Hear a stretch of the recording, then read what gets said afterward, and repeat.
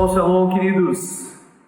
Uma alegria estar aqui com vocês no Conexão Vertical, esse ano de forma online. E queremos falar sobre este assunto que é muito atual nos nossos dias, reboot. Estamos realmente em tempos que precisamos nos reinventar, reiniciar. Mas não podemos esquecer nunca dos princípios da Palavra de Deus. É exatamente sobre isso que eu quero falar contigo. Da importância de reiniciarmos, nos reinventarmos de acordo com os princípios da Palavra do Senhor. Quero aproveitar e ler um texto contigo, queridos, que está lá em Marcos, no capítulo 8, e no versículo 15, quando Jesus ele orienta os seus discípulos da seguinte maneira: estejam atentos e tenham cuidado com o fermento dos fariseus e com o fermento de Herodes. Essa palavra fermento que Jesus usa aqui no grego é a palavra zumi, e ela fala de uma forma metafórica da corrupção intelectual e moral de uma forma inveterada. Então sabemos que fermento parece algo tão insignificante, mas que acaba influenciando, que acaba expandindo e levedando toda a massa. E Jesus ele usa essa expressão nesse texto, e no outro texto que nós vamos ver aqui um pouquinho, falando sobre aquilo que Jesus quer nos ensinar sobre o fermento. Então Jesus disse para os discípulos: cuidado com o fermento de Herodes. O que Jesus queria dizer, cuidado com o fermento de Herodes? Quem era Herodes? Herodes era um tetrarca da Galileia, ele era como um rei que representava a Roma e que pegava os impostos do povo judeu que morava naquela região. Ele havia sido instruído em toda a doutrina, em toda a religião judaica. Ainda que ele era um descendente de Edom, de Esaú, ele se tinha como um religioso. Mas na verdade ele era um homem completamente perverso e que não seguia os princípios da palavra de Deus. Ele era um homem depravado a tal ponto de tomar a esposa do seu irmão e ter ela como sua amante.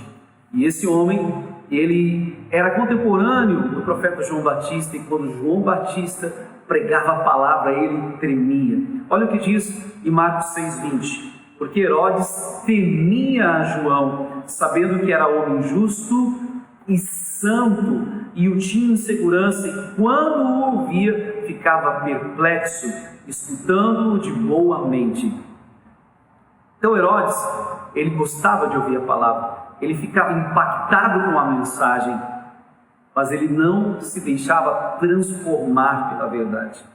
Jesus disse: conhecereis a verdade e ela vos libertará. Mas Herodes apenas gostava de ouvir. Em nossos dias, muitas pessoas estão influenciadas pelo fermento de Herodes, aonde escutam a palavra, ficam impactados com a palavra, gostam da mensagem, mas não se deixam transformar pela palavra de Deus, que é a verdade. Nessa conexão, estamos ministrando sobre o perigo do pós-modernismo na igreja. E o pós-modernismo, ele é exatamente a influência do fermento de Herodes, levedando a massa dos nossos dias. Então Herodes gostava de ouvir a palavra, mas não era transformado pela palavra. No pós-modernismo, tudo é relativo. E por isso as pessoas, elas dizem: não há uma verdade absoluta. Assim como Herodes dizia, que João fala é apenas uma verdade, mas não é a verdade absoluta. Ele estava enganado porque a palavra que o profeta João liberava era a verdade. A palavra que vinha da boca de Deus, uma verdade absoluta. Nos nossos dias, cada um tem a sua verdade. No pós-modernismo, as pessoas querem dizer que você pode ter a tua verdade, eles respeitam a tua verdade, mas não se deixam mudar pela única verdade, que é Jesus, e Jesus é a própria palavra de Deus. No pós-modernismo, nenhuma ideia é totalmente correta, mas Jesus, ele é a verdade absoluta, ele tem toda a verdade, ele é toda a verdade, e é nele que nós temos que crer. No pós-modernismo temos o liberalismo teológico, aonde as pessoas não acreditam no céu, no inferno, como as coisas vão terminar.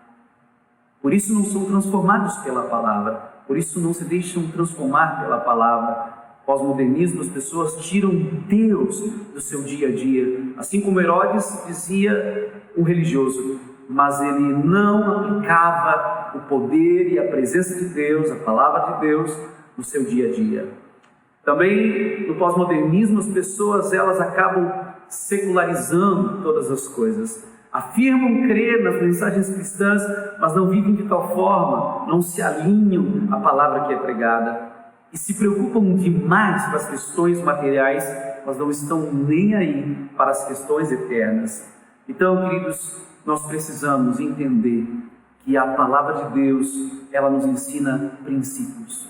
E o que é um princípio? Princípio significa origem, causa, um rudimento, uma verdade absoluta. A palavra de Deus está cheia de princípios. A Bíblia é um livro de princípios. E mesmo que o contexto histórico possa mudar, as opiniões possam mudar, a palavra de Deus e os princípios de Deus são imutáveis. Então, às vezes, nós mesmos cristãos dizemos, essa é uma pessoa sem princípios. Os cristãos têm princípios, a vida cristã é uma vida de princípios, e nós temos praticado os princípios. Princípios que a palavra do Senhor nos ensina, como o princípio cristão do caráter, da mordomia, da semeadura e colheita, do autogoverno, da soberania, da individualidade, da aliança com Deus. Nós precisamos pegar esses princípios da palavra de Deus e transformá-los em valores. Que é o valor? É aquilo que nós priorizamos. Valores são prioridades internas que determinam os nossos comportamentos. Quais são os seus? O que é importante para você? Quais são as suas prioridades internas? Você precisa, querido, pegar os princípios da palavra e transformar em valores. O princípio da família, o princípio da unidade, do caráter, esses que eu falei e tantos outros. Precisamos gerar esses princípios em valores, aquilo que nós nos importamos. Herodes não estava nem aí para princípios. Ele não se importava com princípios. Ele ia contra princípios. E é exatamente isso que o pós-modernismo quer que a gente faça. Que esse fermento venha nos levedar, nos influenciar e nos levar para longe da palavra de Deus. Então, o fermento de Herodes, ele leva as pessoas a não crerem e dependerem do sobrenatural de Deus. E o fermento dos fariseus? O que seria? Em Lucas 12, do 1 ao 2, Jesus começou a falar primeiramente aos seus discípulos, dizendo: tenham cuidado com o fermento dos fariseus, que é a hipocrisia. Não há nada escondido que não venha a ser descoberto, ou oculto que não venha a ser conhecido. A palavra hipócrita era usada para aqueles que faziam teatro.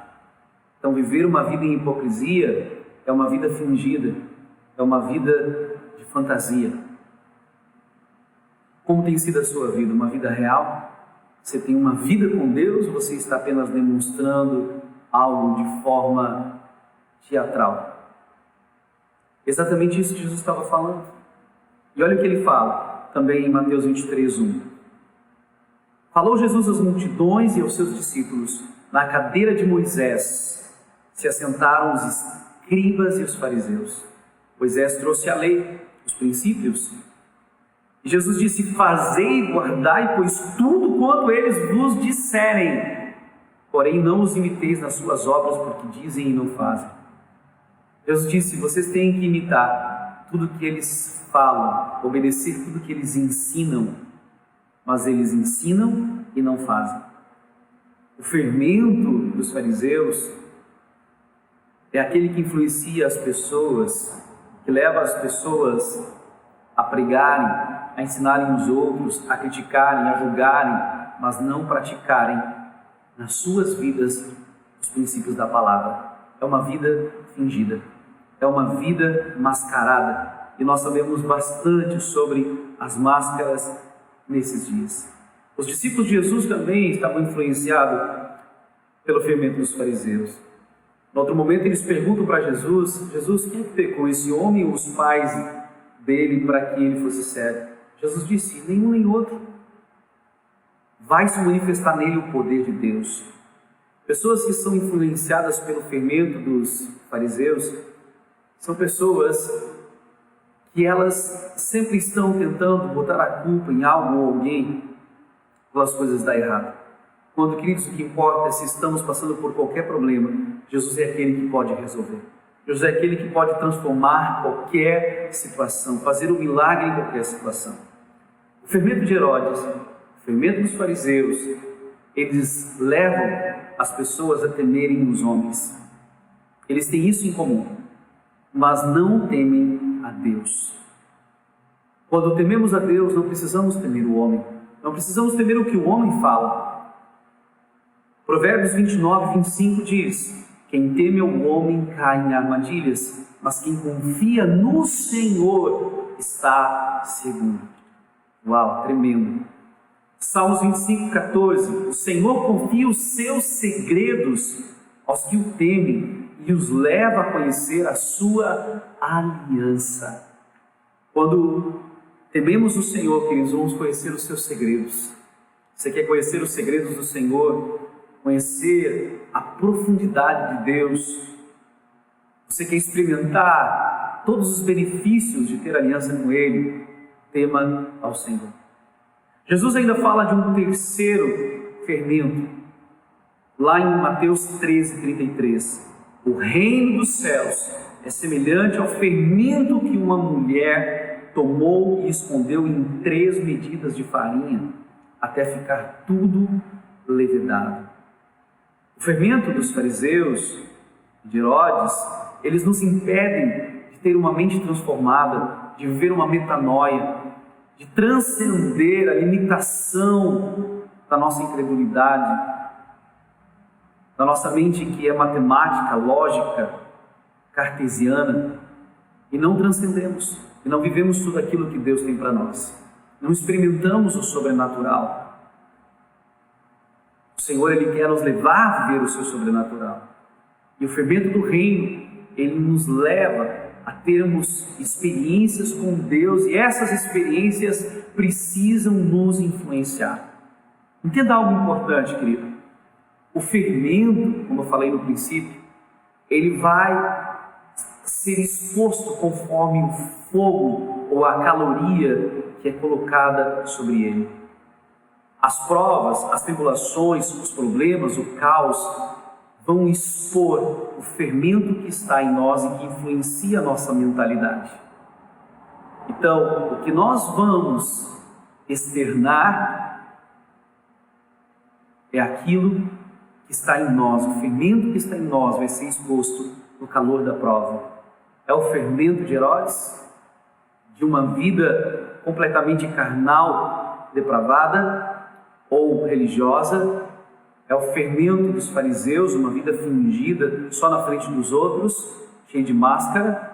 Ou o fermento do reino, onde aquilo que nós experimentamos de sobrenatural de Deus se torna um padrão para as nossas vidas?